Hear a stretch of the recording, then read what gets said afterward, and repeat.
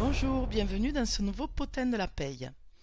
Aujourd'hui, et une fois n'est pas coutume, nous allons consacrer notre potin de la paye à une décision de la Cour de cassation. Décision du 7 février 2024 qui concerne la question du repos quotidien. Alors vous savez, l'article 31-31 du Code du travail prévoit que le salarié doit disposer d'un repos quotidien de 11 heures consécutives entre deux temps de travail.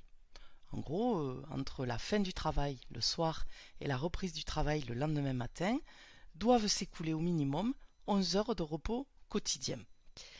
Dans cette décision du 7 février 2024, on va parler de 12 heures, mais c'est parce qu'il s'agit effectivement du repos quotidien qui était prévu par la convention collective applicable aux salariés. Alors, les faits. Le salarié, lors de la demande de résiliation du contrat de travail, il demande aussi le paiement de différentes sommes, et notamment des dommages-intérêts, 5 000 €, pour manquement de l'employeur à son obligation de sécurité liée au non-respect de repos entre deux périodes de travail. Selon lui, et la Cour d'appel a constaté en effet qu'à plusieurs reprises, le salarié n'avait pas bénéficié du fameux repos quotidien de 12 heures qui était pourtant prévu dans l'accord sur la durée du travail de la Convention collective des entreprises de prévention et de sécurité. La Cour d'appel, constatant le non-respect des temps de repos quotidien à plusieurs reprises, retient cependant, pour débouter le salarié, que le salarié ne justifie d'aucun préjudice spécifique au non-respect de son repos quotidien.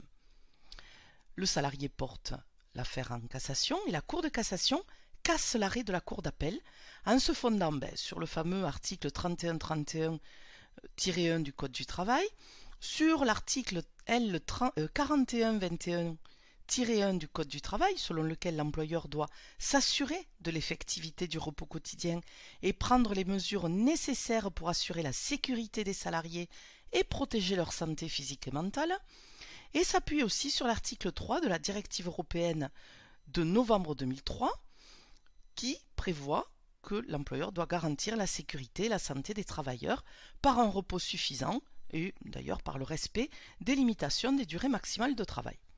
Bref, au regard de tous ces textes, la Cour de cassation affirme, et réaffirme d'ailleurs, on va le voir dans un instant, que le seul constat que le salarié n'a pas bénéficié du repos journalier de 12 heures dans le cas d'espèce, ouvre droit à réparation automatique sans démontrer un quelconque préjudice.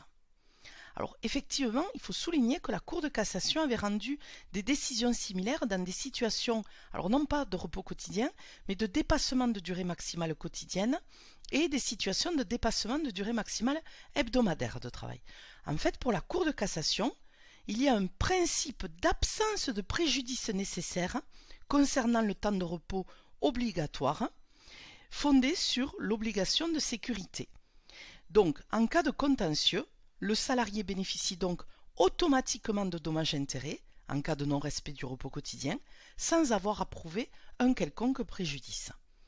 Voilà, je vous dis à bientôt pour un prochain potin de la paye. Je vous souhaite une excellente journée.